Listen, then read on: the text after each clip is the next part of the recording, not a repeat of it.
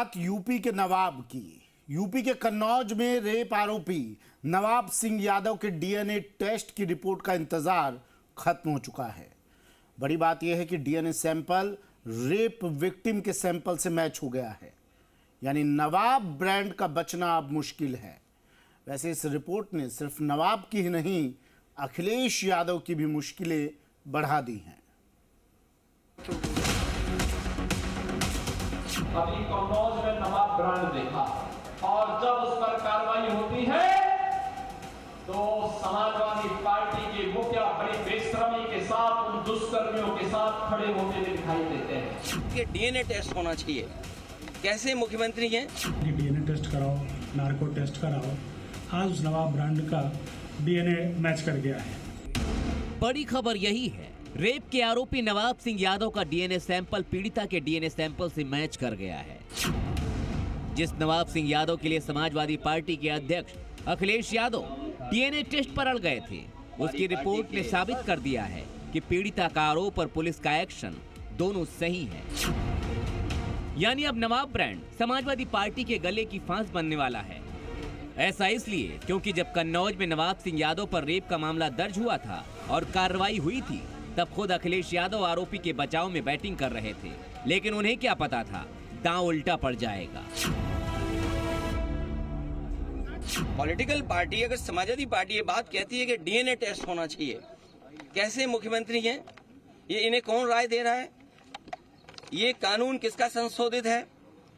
ये इन्हीं का संशोधित कानून है 2023 का, जिसमें ये कहा गया है कि डीएनए टेस्ट होना चाहिए अगर 7 साल से ज्यादा किसी की सजा का कोई प्रावधान है तो। इस बयान पर अब बीजेपी अखिलेश यादव से माफी मांगने को कह रही है।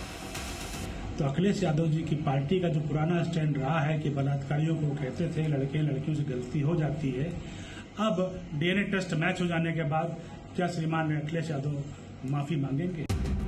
बात 11 अगस्त की है। नवाब सिंह यादव तब कन्नौज में समाजवादी पार्टी का ब्लॉक प्रमुख था।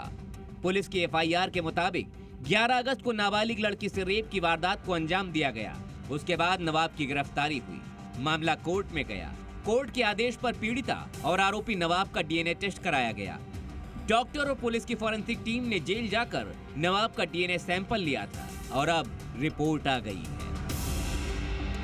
उक्त प्रकरण में घटनास्थल से फॉरेंसिक एविडेंसेस कलेक्ट किए गए थे, जिसे एफएसएल भेजा गया था। एफएसएल से रिपोर्ट प्राप्त हो गई है, जिसमें दुष्कर्म किए जाने की बात की पुष्टि हुई है। इसमें कन्नौज पुलिस द्वारा अग्रिम विधिक कार्रवाई की जा रही है। कन्नौज रेप कांड के बाद से योगी आदित्यनाथ समाजवादी पार्टी को नवाब ब्रांड से जोड़ने लगे। बाबा के मुताबिक नवाब ब्रांड का मतलब महिलाओं की सुरक्षा से खिलवाड़। समाजवादी पार्टी का मॉडल क्या है?